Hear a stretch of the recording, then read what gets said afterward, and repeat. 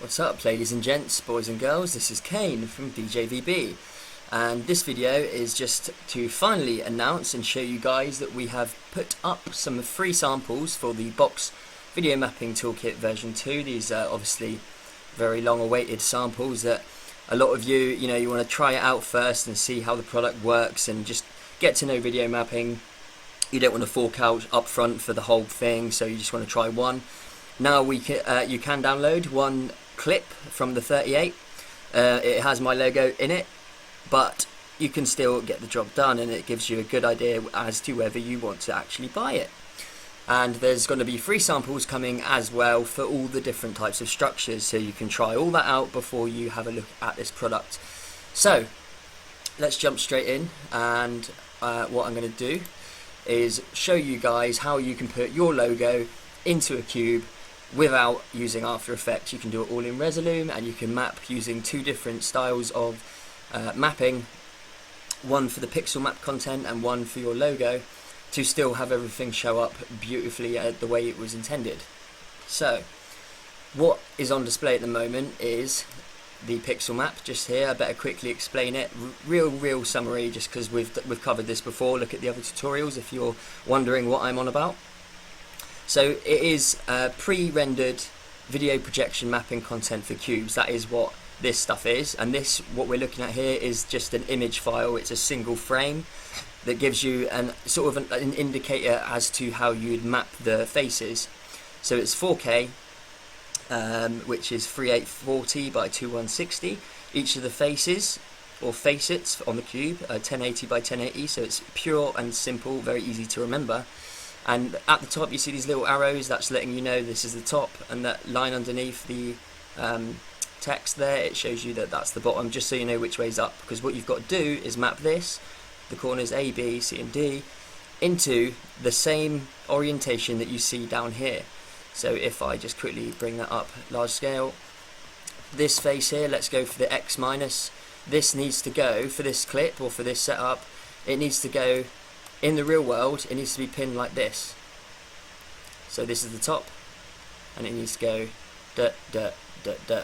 Just to explain, and I'll quickly show you the mapping here whilst I play the clip that I'm giving away, which is this one. And you can see in the picture-in-picture what that looks like.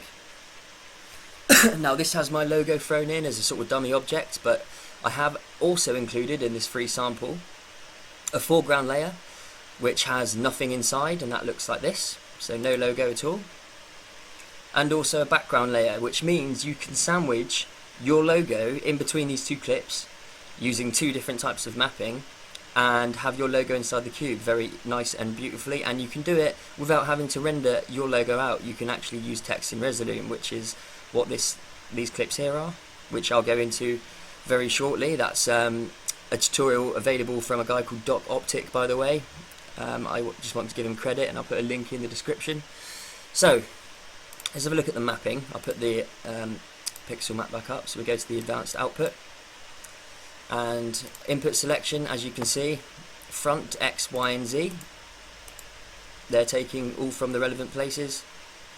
As I said, 1080 pixels per, so you can see here the coordinates are all that far apart. And the top three faces here you see are for the front of the cube, and the bottom three faces here are for the back side, the rear reverse view. Now that's slightly confusing in this demonstration, I know, because I've got two cubes in front of me, so what's going on? For all intents and purposes, I'm just doing this to show you the back and the front at the same time. This is essentially the same cube. And the reason why I've included the back and the front in my pixel maps is because I want to give you guys the ability to use, let's say, two projectors and hit the same object from opposite sides and have the projection mapping still look great, rather than just have, something that is like the back of a film set and it's all propped up and there's nothing really behind it. So you can kind of get an all-round vibe with this, which is nice. Cool, so you take the mapping from here, and as you can see, let's just take a quick look at Z+. So it needs to go into, from here, as you can see, from here or from here, it's just a little smaller indicator there, it needs to go there. So it basically just needs to turn to its right at like 45 degrees and then pin it into the spot. And as you can see on the front, that is exactly what I've done, and use the edit point mode and you just repeat that process to the back and the front, and it is that simple. So that is the method to just map this as plain as day, just straight out the box how you'd use it. But what if you wanted to put your own logo in there?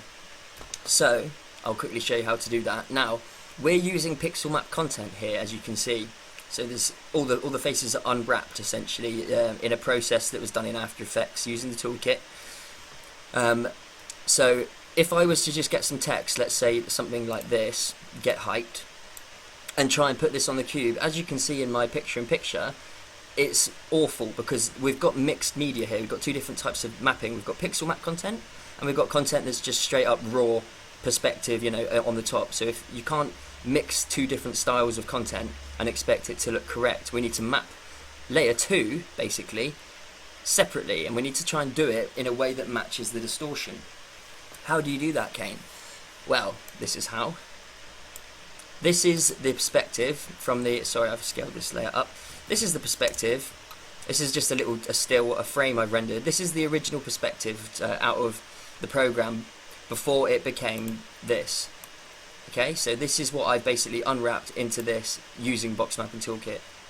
Now, if we want something flat, for instance, the get height thing, and we want it to look correct, we need to map it just like we did in After Effects, or should I say, just like I did in After Effects, but we need to do it in Resolume. So how do we do that? What we do is we put in this flat mapping guide, which I've included in the free download, and we're just using this as a pin from reference. We're going to have two different sets of mapping. So we've got our existing mapping, which obviously looks scrambled because I've got a piece of media up, but our existing mapping, that's great. We just leave all that as it is. That's brilliant for our mapped content. But for our logo content, what we need to do is, instead of map from this, the 6 squares I've got here, we need to map from that instead using a poly shape. Okay, so what I'm going to do is I'm just going to switch all these off, and I'm just going to start a fresh 3 polygon shapes, and we're going to start, let's start at A. I'm going to start on the Z face, so we're going to go do it, click, click, click. I'm going to do it roughly and then just tidy it up later because I want this to be quite a quick video. There we go, that's our Z. So we'll just do, I'll call it logo Z. Cool.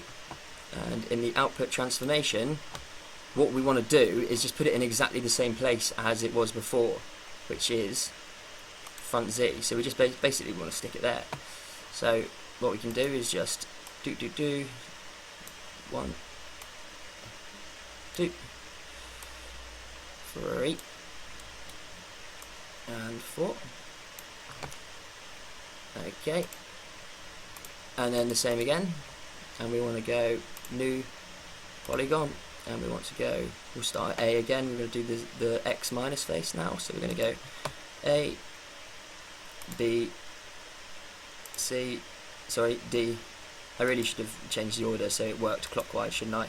Cool, so we've done da-da-da-da, and now in the output, let's put on the X, there it is, and we're just going to rename our poly for the X logo, X, enter, okay, and we're just going to bang that into the same place like before.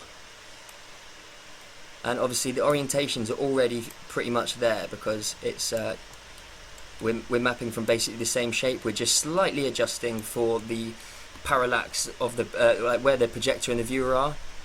It would look warped if we just tried to map from a flat image into here. So we're basically just trying to recreate the same shapes in the in and out.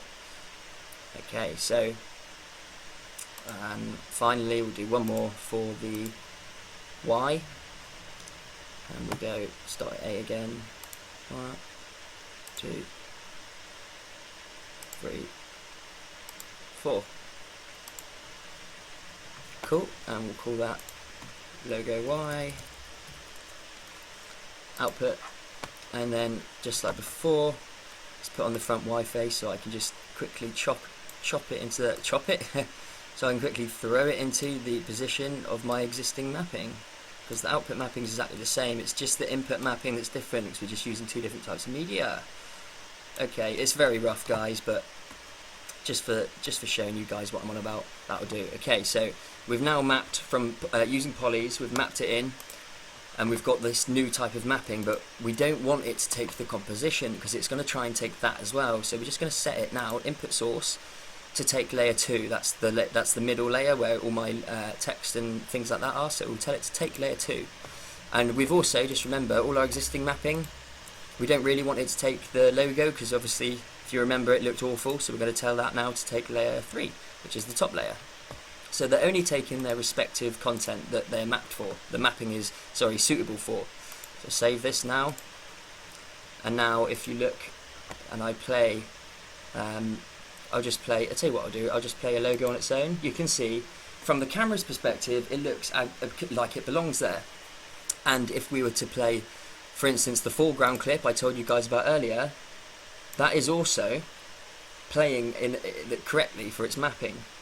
But Kane, the logo is not inside the cube. What's going on? Well guys, even though the layer stack here, layer 3, layer 2, layer 1, seems to be in order, the foreground is above get height, you need to go into the output advanced and you need to just make sure your slices in the same order. So our logos, in the ordering of the slices, look, they're on top, so we just need to put them bottom. And as you can see now, we have text inside our cube. And another thing that I just wanted to show you guys is a few different examples of this. So obviously there's the text, there's different types of text, and I'll put the link in the description like I said, but you've got DocOptic to thank for a tutorial that I just quickly pinched his settings from. It looks great, it's dynamic text, all controllable, you can write in here in Resolume, put your logo in, this affects all the animations, it's pretty cool stuff. And obviously this is a blank foreground, so there's nothing inside the cube, but I've also got my logo, so I can now, chop my logo in and out if I want. And by the way guys, the same applies for the rear side, you just have to obviously have the back of your logo. I didn't want to just make this tutorial extra long, but it's just repeated process.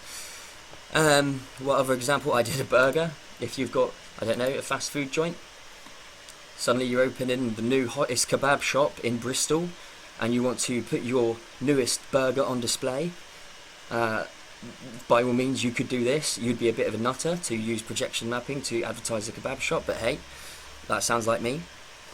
And another thing, I guess, what we could do, let's just quickly jump in here, background as well. So I have also the original clip without my logo.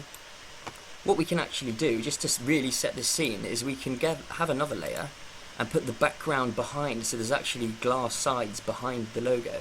So if I go output advanced, what we need to do, all the pixel mapping slices, these ones, we just need to duplicate them. We need the exact same thing, put it below the logo, okay, and set it to take just layer 1, which is the very bottom, save and close. So now, if I was to have a logo in the middle, okay, and I was to trigger all 3 of these layers at once, the foreground, the background, and the logo, by clicking here, boof, now you'll see that we have our logo and it's got a background in the box. Pretty cool, huh?